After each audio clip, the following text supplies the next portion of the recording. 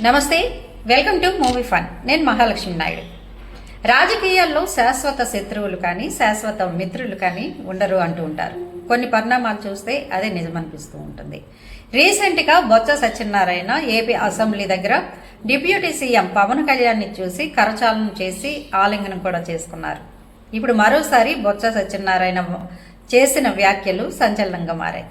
కూటమి ప్రభుత్వం నిర్వహించిన పేరెంట్ టీచర్స్ మీటింగ్పై ఆయన ప్రశంసలు కురిపించారు. CM Chandrababu Naidu deputy CM Pawan కళ్యాణ్కు ధన్యవాదాలు తెలిపారు. ఈ విషయాలన్నీ చూస్తూ ఉంటే ఆయన త్వరలోనే పార్టీ మారనున్నారనిపిస్తోంది. ఆ వివరాలు మీకోసం. కూటమి ప్రభుత్వంపై ఆసక్తికర వ్యాఖ్యలు చేశారు వైసీపీ ఎమ్మెల్సీ బొత్స సత్యనారాయణ.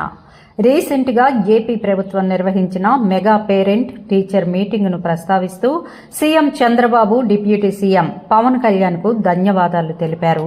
ఈ సందర్భంగా బొత్స మాట్లాడుతూ ప్రజలకు నాడు నేడు ద్వారా పాఠశాలల్లో చేసిన అభివృద్ధిని మరోసారి చూపించారన్నారు. నాడు నేడు కార్యక్రమంలో చేపట్టిన అభివృద్ధి పనులు పేరెంట్ టీచర్స్ మీటింగ్లో చూపించారన్నారు. నాడు నేడు ద్వారా స్కూల్స్లో మిగతా పనులను పూర్తి చేస్తామని చెబితే బాగుండేదని ముఖ్యమంత్రి చంద్రబాబు నాయుడు కూటమి ప్రభుత్వానికి ధన్యవాదాలు తెలిపారు. జనవరి 3న ఫీజు రీయింబర్స్మెంట్ విడుదల చేయాలనే కార్యక్రమం చేపడుతున్నట్లు తెలిపారు బొత్స. ప్రజల సమస్యలపై పోరాటం చేయాలని నిర్ణయించామన్నారు. వర్ష సూచన ఉండడంతో రైతాంగం ఇబ్బందులపై ప్రభుత్వం చర్యలు తీసుకోవాలని డిమాండ్ చేశారు. ప్రభుత్వం రైతులు ఇబ్బందులు పడకుండా యంత్రాంగాన్ని అప్రమత్తం చేయాలన్నారు. ఈ నెల 13న అన్ని కలెక్టరేట్లో వినతి పత్రాలు అందజేస్తామన్నారు. ఈ నెల 27వ తేదీన విద్యుత్ ఛార్జీల పెంపుపై విద్యుత్ కార్యాలయాల్లో వినతి పత్రాలు అందజేస్తామన్నారు. విశాఖపట్నంలో కంటైనర్లో డ్రగ్స్ లేదని సీబీఐ చెప్పడంతో విశాఖపై ఉన్న డ్రగ్స్ మచ్చపోయిందన్నారు. డ్రగ్స్కు సంబంధించి తమపై విష ప్రచారం చేశారని, ఎన్నికల్లో లబ్ధి పొందారన్నారు. అధికారులపై ఎటువంటి చర్యలు తీసుకోవాలనే అంశంపై కేంద్ర హోంమంత్రికి లేఖ రాయనున్నట్లు చెప్పారు. అంతేకాదు సిట్ రిపోర్టును బహిర్గతం చేయాలని లేఖ రాస్తామన్నారు.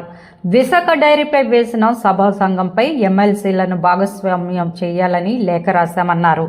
ఈ సభా సంఘంలో శాసనమండలిలోని సభ్యులను భాగస్వామ్యం చేయాలని ఆయన కోరారు. ఏపీ అసెంబ్లీలో జరిగిన సమయంలో పవన్ కళ్యాణ్ను బొత్స సత్యనారాయణ ఆలింగనం చేసుకున్నారు. పవన్ కళ్యాణ్ అసెంబ్లీ బయటికి వచ్చి కారెక్కేందుకు వస్తుండడాన్ని చూసి వైఎస్ఆర్సీపీకి చెందిన ఎమ్మెల్యే పెద్దిరెడ్డి రామచంద్రారెడ్డి మిగతా ఎమ్మెల్సీలు పక్కకు వెళ్లిపోయారు. అదే సమయంలో అటుగా వచ్చిన బొత్స ఎదురుగా నిలబడి పవన్ కళ్యాణ్కు నమస్కారం పెట్టారు. బొత్స స్పందన చూసిన పవన్ కళ్యాణ్ ఆయనకు ఎదురుగా వెళ్లారు. దాంతో బొత్స కూడా వెళ్లి పవన్ కళ్యాణ్ను ఆలింగనం చేసుకున్నారు. పవన్ బొత్స భుజంపై తట్టి మర్యాదపూర్వకంగా కరచాలనం చేశారు. ఇప్పుడు కూటమి ప్రభుత్వానికి ధన్యవాదాలు చెప్పడం చూస్తుంటే త్వరలోనే బొత్స వైసీపీని వేడనున్నారనే సంకేతాలు వెలువడుతున్నాయి. కాపు నేతగా రాజకీయాల్లో తనదైన ముద్ర వేసిన బొత్స కులంతోనే అంటకాగాలని చూస్తున్నారని, అందుకే పవన్ కళ్యాణ్ని ఆలింగనం చేసుకున్నారనే వార్తలు వచ్చాయి. వైసీపీ పరిస్థితి ప్రస్తుతం అంతంత మాత్రంగానే ఉంది. పార్టీ పుంజుకునే అవకాశాలు తక్కువ అనిపిస్తోంది. అందుకే బొత్స పార్టీని వీడే ఛాన్స్ ఉందంటున్నారు రాజకీయ విశ్లేషకులు. రీసెంట్గా వాసిరెడ్డి పద్మ కూడా వైసీపీని వీడి టీడీపీలో చేరేందుకు సిద్ధమయ్యి ప్రకటన కూడా చేసేశారు. అదే తరహాలో బొత్స కూడా పార్టీని వీడితే ఆయన చేరేది కాపు నాయకుడు జనసేన లేదంటే టీడీపీనా అనే చర్చ నడుస్తోంది. బొత్సకి చిరంజీవితో కూడా సత్సంబంధాలున్నాయి. క్యాస్ట్ పరంగా చూస్తే జనసేనలో చేరుతారనే వాదన వినిపిస్తోంది. చూద్దాం ఏం జరుగుతుందో.